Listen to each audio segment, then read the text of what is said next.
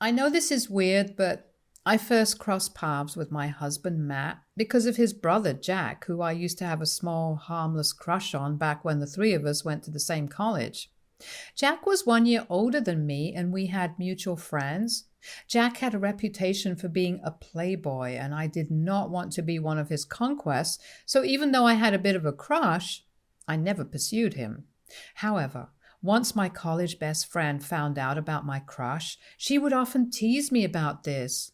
And this is how all our mutual friends eventually found out.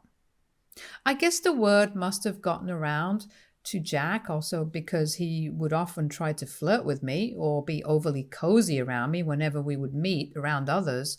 He asked for my number and would text me about how I was girlfriend material and how any guy would be lucky to be with me. I was flattered, but I knew better than to believe him, so I kept my distance. According to him, he wanted to enjoy some carefree moments before committing to a serious relationship and settling down. He shared this sentiment not only with others, but also with me whenever he was drunk. I have always been a nerd my entire life, so even during college, I would spend most of my time in the library.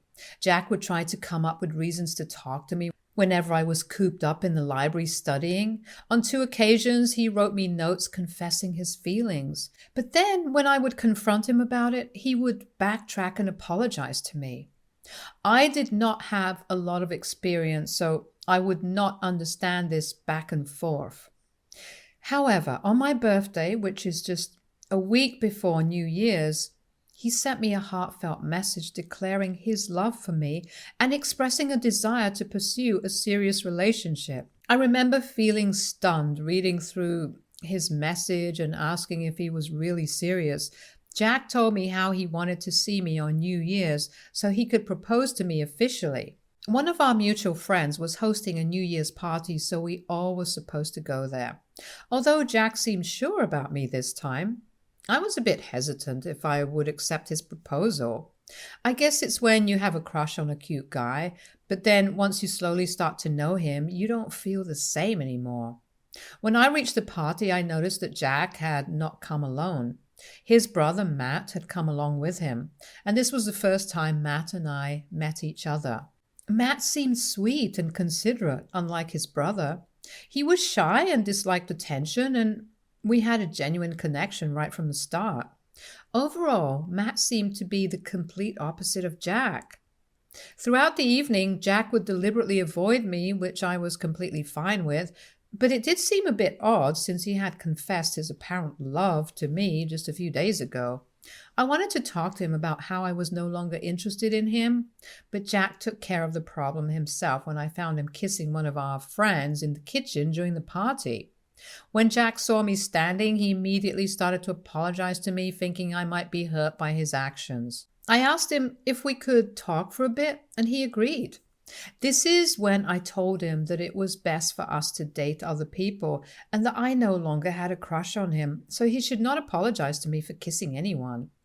Jack protested and tried to blame me for the situation, saying how I had led him on, but I firmly told him that we were not committed to each other, and I never exclusively told him that I liked him.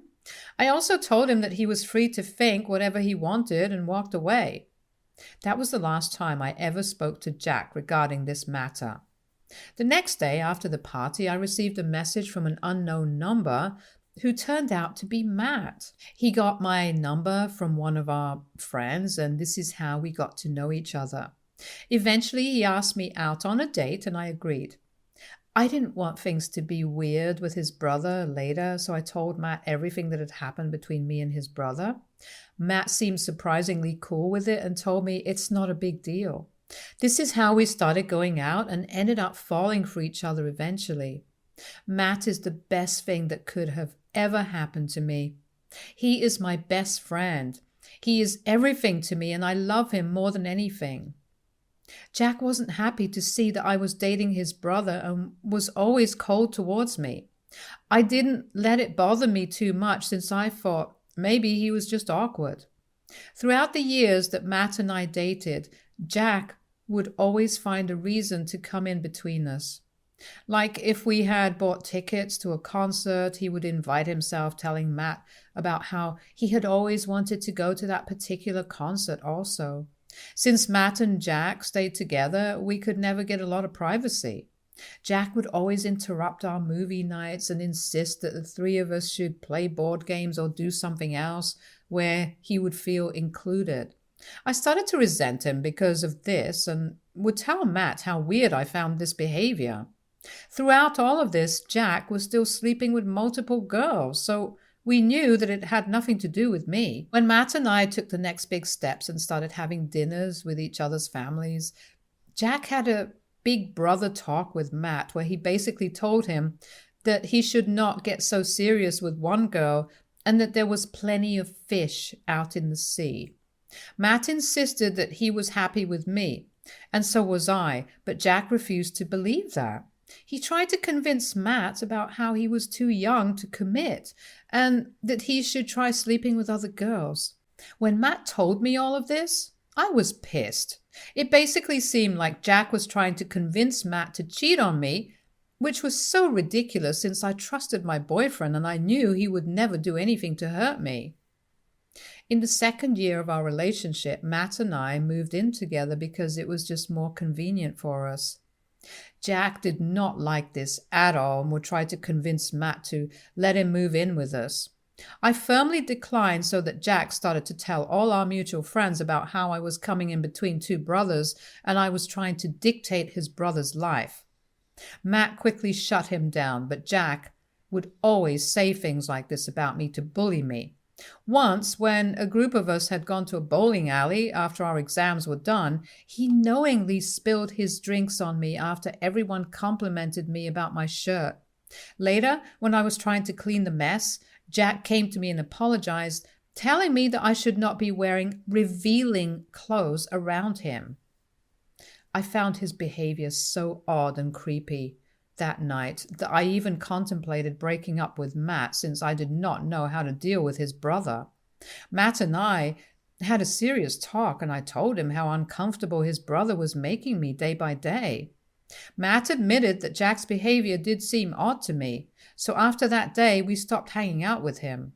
If Matt wanted to meet his brother, they would have one-on-one hangouts, but I stopped going out to group gatherings if Jack was invited. Obviously, our friends group started noticing this pattern, and word must have gotten around to Jack because after a few weeks, he sent me a long message apologizing to me for everything he had done. He assured me that he is happy for his brother and me and won't ever do anything to jeopardize it. Since that day, he seemed to stay true to his word. He no longer made me feel uncomfortable anymore. When Matt and I got married, he gave his best man speech and mentioned a bit about how he used to have a bit of a crush on me back in college and how he sacrificed for his brother. Everyone laughed because they thought it was sweet, but I was a bit mortified. Matt didn't seem to mind, so I decided to let this slide also.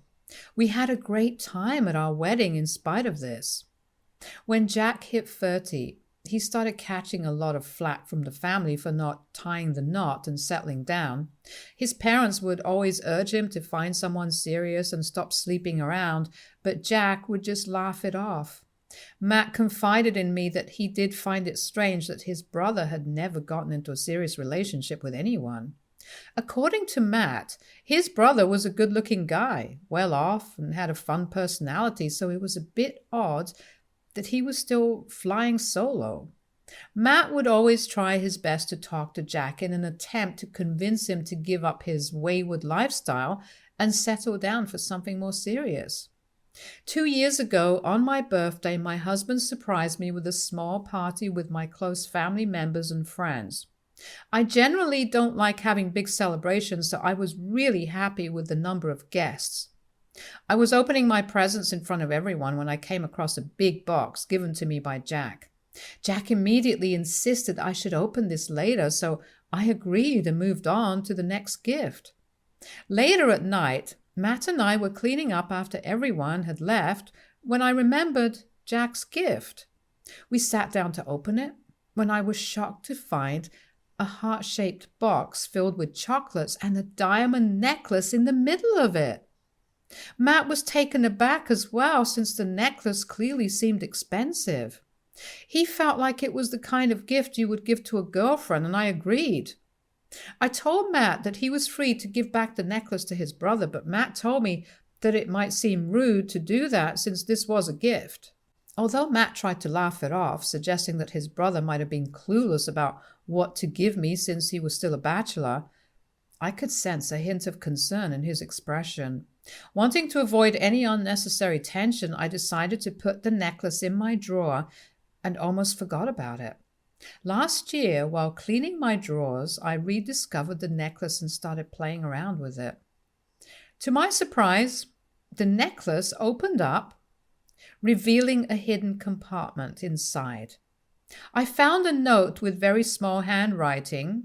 Intrigued and somewhat apprehensive, I carefully unfolded the note and was stunned by its contents. It was undeniably Jack's handwriting, and the message was simple yet impactful. I love you. I felt like puking when I read it, as I was so disgusted by what Jack had written to me. That night, when my husband came back, I showed him everything. His initial reaction mirrored my own surprise, but he was pissed off at Jack for pulling such a stunt. Together, we contemplated how to address this revelation without causing further discord in the family. We called mother-in-law and father-in-law to talk about this. Father-in-law was stunned after hearing this, but what I found suspicious was mother-in-law's lack of reaction. She immediately went to defend Jack by saying how he could have written that in a platonic sense. Father-in-law snorted, sitting right next to her, and told her that regardless of whether it was romantic or platonic, this was clearly inappropriate. Matt was firm that he wanted to confront his brother about this, and father-in-law agreed. Mother-in-law tried to defend her baby boy, but the men didn't listen. We invited Jack to have lunch with us the next day since Matt wanted to talk to him face to face.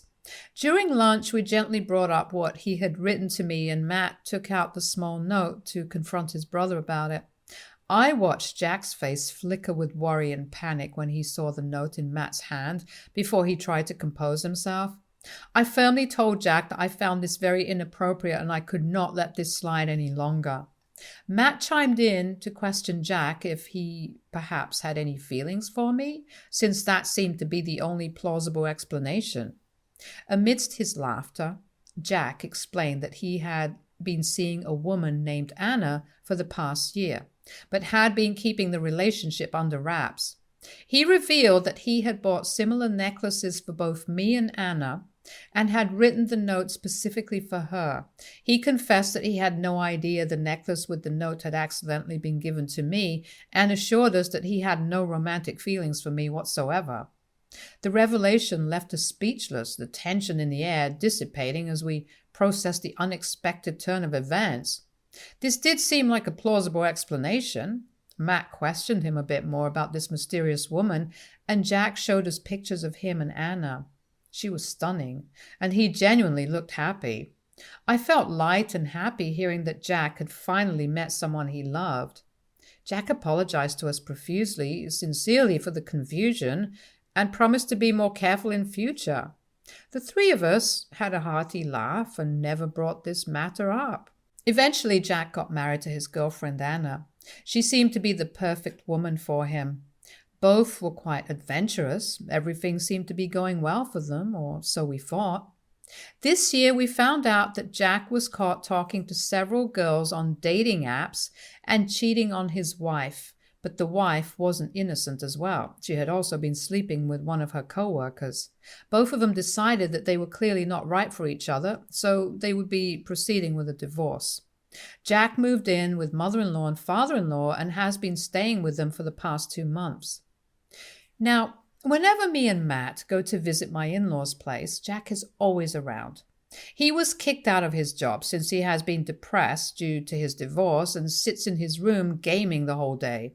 Matt has tried to talk to his brother and urged him to get another job, but it's fallen on deaf ears.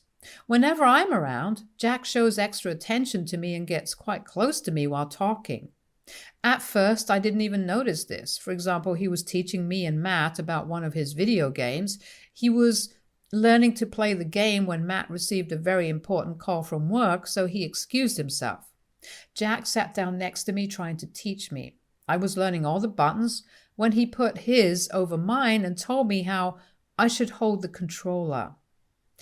His touch lingered a bit longer than necessary. I felt a twinge of discomfort and immediately got up to find Matt. I asked my husband to take me back home, and he knew that something was wrong. On our way back home, I told him how Jack had held my hand, and Matt was furious. He wanted to confront his brother, but I told him that since Jack was living with our in-laws in the moment, he might get kicked out, and it would make things even more awkward or worse, that mother-in-law would not believe me and think that I was trying to stir up things unnecessarily. I decided that I wouldn't ever let my guard down near Jack ever again or be anywhere alone with him in order to protect myself. Recently, my husband was involved in an accident. He was driving to work when a truck collided with him from the back while changing lanes. When I got the call from the hospital, I almost fainted in shock since he was the love of my life and I thought I was really going to lose him. When the news reached my in-laws, my mother-in-law and father-in-law, they expressed genuine concern and rushed to the hospital as well. Jack was also surprisingly supportive, constantly checking in, offering assistance. My parents were worried about me and flew in to be there for me during this tough time. As my husband started to recover while still hospitalized, he was allowed one visitor at a time. I would visit with him every day, either reading him a chapter of his favorite book or playing his favorite song for him. I was so grateful that he was still with me and was fighting hard to be alive. Mother-in-law and father-in-law made regular visits expressing their care and concern for their son. However, a peculiar pattern emerged when Jack joined these visits. Instead of engaging with his brother, he would seem more inclined to direct his attention towards me.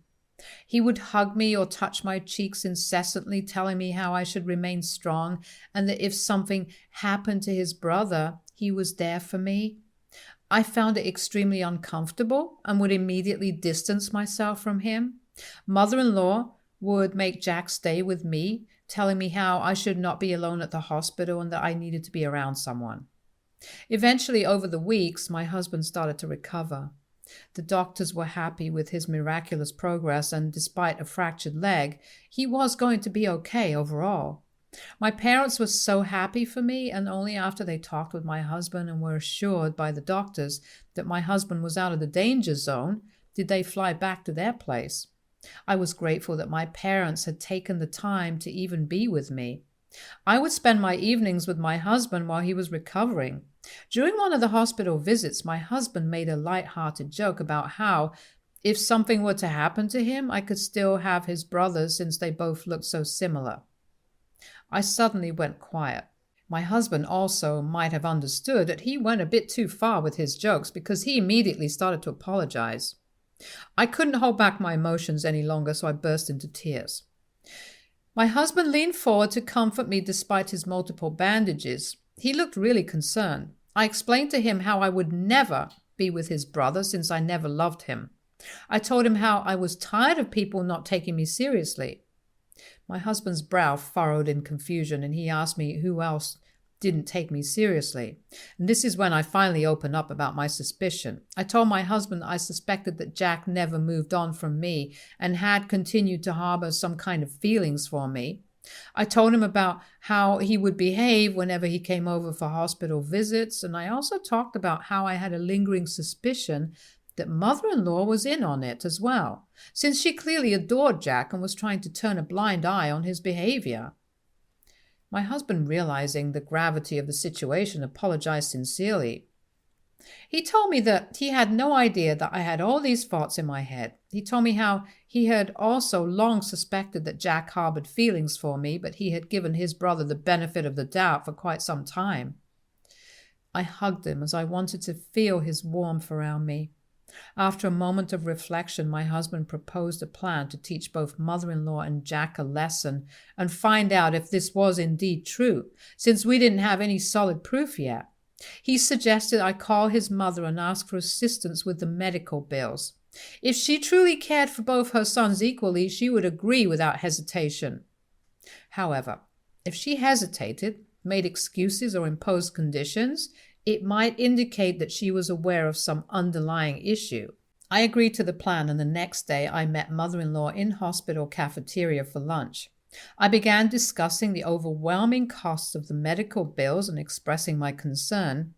To my surprise, mother-in-law promptly offered to pay the bills with no hesitation. I felt a momentary sense of relief. However, her subsequent suggestion caught me off guard. She started to propose that I should move into their home until my husband recovered, emphasizing that I shouldn't go back to an empty house at such a vulnerable time. As she continued, she mentioned Jack was lonely as well and missed his brother, so I could perhaps give him some company. The discomfort and disgust I felt in that moment were palpable, but mother-in-law seemed oblivious to the implications of her words. She continued to say how I and Jack are so similar in certain ways and that we could work on our friendship during this time. I literally cringed in disgust while mother-in-law continued to say how if I wanted, I could perhaps get with Jack until my husband gets better and no one would be wiser. I got up from my seat and thanked her for her honesty, because now finally I had the proof I very much needed. Her entire demeanor changed and she asked me what was happening. This is when I told her that I was recording the entire conversation on my phone since I wanted my husband to hear this. I told her how I and Matt had come up with this plan in order to get to the bottom of this, and how I had long since suspected that she knew her son Jack was interested in me. Mother-in-law tried to calm me down and tell me how, as a mother, she knows when her sons are in love and how Jack rightfully deserved me since he was in love with me first. I was shocked to hear her entitled reply and told her that I was going to tell father-in-law about this and make sure that Jack got kicked out of their house. Mother-in-law started to protest how falling in love is not a crime, but I just walked away. My husband is still recovering, so I'm worried about giving him such bad news. I don't know how bad he's going to take this. I don't want to mess up his health further by telling him how disgusting his mother and brother are. Mother-in-law has been sending me multiple messages about how I am trying to break up the family and how I need to just let it go, but I refuse to forgive her. Will I be an a-hole if I expose Jack and mother-in-law's plan all along to father-in-law? Update 1. My husband is getting better in the hospital, and I'm right here with him, reading comments on Reddit. It feels good that strangers understand what I've been through in the past few years. The comments remind me that I'm not alone and people get how complicated things are. This online support makes me more determined to deal with the family issues once my husband is out of the hospital and we're back home safely. The kind words from the online community have given me comfort and strength. I do plan on talking to my husband about everything, since I have never hidden anything from him. Whatever my husband decides to do, I'm okay with it. If he agrees with me that we should talk to his father, then I plan on exposing everything to father-in-law about his wife and Jack. To some of the Redditors who think perhaps I encouraged Jack to have feelings for me, shame on you. I was just in college when I had a teeny tiny crush on an older guy, just like every other freshman of my age. Jack was very outgoing even in college, and most girls were attracted to him because of that. But when I got to know him, I realized that he was not my type. I very respectfully let him know about my thoughts. I admit that I should not have fallen in love with his brother, but I did. This is all in the past and happened years ago, and we are adults now, so I should not be blamed for this. I love my husband, and I have always been upfront about my past. He knew right from the start my history with his brother, and he still pursued me, which I am glad he did, since he is everything to me. He is the guy I married, have stayed loyal with, and one day hopefully have kids with also. I would also like to clarify that we never actually had any issues paying the medical bill, since both Matt and I earn quite well and we have health insurance. We just came up with that plan to try and bait mother-in-law and see her reaction. Unfortunately for her, she fell hook, line, and sinker for that plan and exposed what I had long since suspected. Looking back, mother-in-law did push me a lot to be close to Jack and would even make him sit next to me all the time during family dinners. I have no idea what possessed her to even think I could agree to her plans, but I don't want to waste any time thinking about them. As a woman, I'm so disgusted and repulsed by her thoughts and actions that I can never feel safe around her ever again. Update 2. It's been 1.5 months since I last updated anything. It has taken me some time since I've been busy with my husband's recovery. I am happy to write that he is finally home and almost completely recovered. He seems to be doing well. Yesterday I finally got up the courage to tell him everything. He already knew something was wrong since Jack hadn't even once visited him after my talk with mother-in-law. Although father-in-law regularly checks up, mother-in-law never calls my husband, and if father-in-law pushes her to talk, then she just asks a few questions to make it seem like she's interested. When my husband found out that mother-in-law had come up with such a ridiculous plan, he even burst out laughing. Then he heard the recording I had, and I could see the pain behind his eyes. He told me that he had no idea that his own mother could have done something like this by going behind his back. He asked me why I didn't tell him sooner, but I told him how I first wanted him to recover, and he understood. Matt told me that we should definitely talk to his father since this was a grave matter. He expressed that what his mother had done was outright disgusting, and what his brother had done to me over the years was unforgivable. I was glad he shared my sentiment, and we have both agreed to talk to father-in-law tomorrow and tell him everything. I'm a bit nervous about how this will go, so wish me luck. Update 3. In just a week, I have managed to turn both Jack's and mother-in-law's lives upside down. When Matt finished talking to his father about everything, the first thing that father-in-law did was apologize to me for what his family had put me through. He told me that I was as much his daughter as Matt was his son, and that I should never have hesitated to tell him all this. He apologized on behalf of Jack and promised me that Jack would never dare bother me again. After the phone call, it turns out that father-in-law confronted Jack, who was cooped up in his room, and screamed at him. Father-in-law is a 6'2" army vet, so you can only imagine how fearsome he turns when he's angry. He ordered Jack to get out of their house when mother-in-law came to his rescue, and he gave his wife a scathing rebuke for her outrageous plan. Father-in-law told mother-in-law off. He told her how ashamed he was of her actions, and that as a mother she should have taught Jack better than this. Yet she continued to allow him to turn into such a pervert. Mother-in-law started to cry, but father-in-law was not having it and asked her to get out with her son. Both mother and son are now homeless. They have sent me several messages in the past few days telling me what happened with father-in-law and how this was all my fault. They are living out of a motel currently. Mother-in-law has tried her best to reach out to father-in-law, who's given her an ultimatum that she should go to therapy to understand why she thought it was acceptable to encourage her son to pursue his brother's wife. Otherwise, she was not welcome back into his house. Jack did call Matt, asking for forgiveness, but Matt told him how disappointed he was to have a brother like him and warned him to never contact me again, or else he and I were going to pursue legal action of harassment against him. The news of the family drama has spread throughout relatives, and while some were shocked, others acknowledged that there had always been an underlying favoritism towards Jack from mother-in-law. Matt's extended family has offered support to me and my husband during this challenging time, and everyone agrees how weird it was for mother-in-law to do what she did. She's currently being shunned and taunted by everyone. I have also talked to my parents about this, and they are as weirded out about this as everyone else. I just want to move on from this incident and continue to live my life peacefully with my husband. I am grateful that father-in-law stood up for us and believed us.